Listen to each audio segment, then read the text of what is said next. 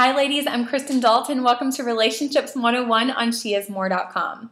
So I've realized that a lot of us girls stay in relationships a lot longer than we should, and we always realize it in hindsight and we have regrets. So I want to save some of you from that grief today.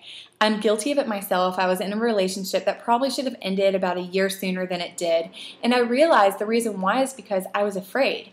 I was afraid of being alone. I was afraid that I would never find someone better. And I was afraid that my expectations or idea of a great love story were unrealistic. But one day I read a devotion called Do It Afraid. And I realized that sometimes we have to make decisions and do something even in the face of fear in order for God to work His magic. So I finally pulled the trigger. I trusted God even though I was afraid, and I broke up with my boyfriend. And like God always does, He pulled through, and 3 months later, I actually met the man of my dreams, who is now my husband. And the same thing can happen for you, but there's 4 red flags that I want you to take note of. And if any of them are happening in your relationship, I encourage you to be bold and not waste another Wednesday of your life and break up with him today.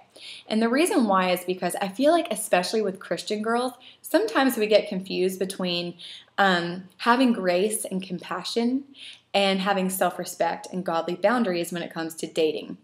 So here are 4 red flags to look out for. Number 1, if you're being cheated on, you have been cheated on, or he's texting or calling other girls, or you just have a bad feeling, you need to break up with him, because cheating is not one of those things where you keep giving grace over and over again.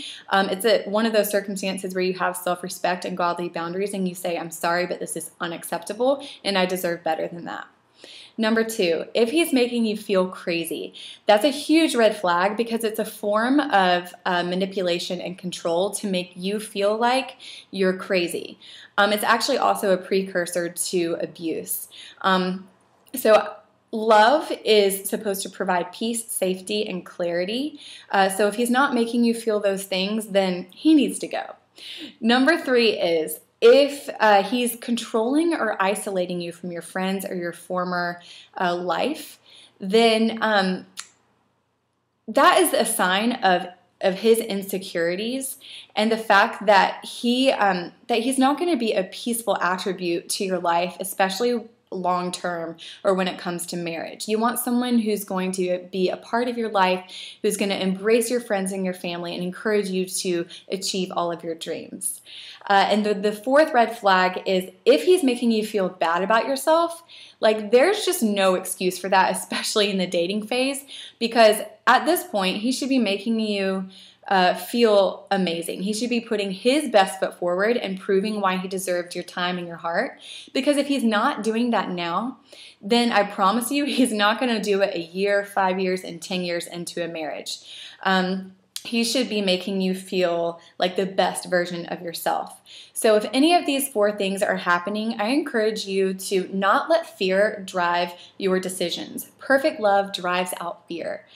So be bold today. Take control of your life and don't waste another day of it, because you deserve all of God's best. So do it afraid, and I can't wait to hear what happens.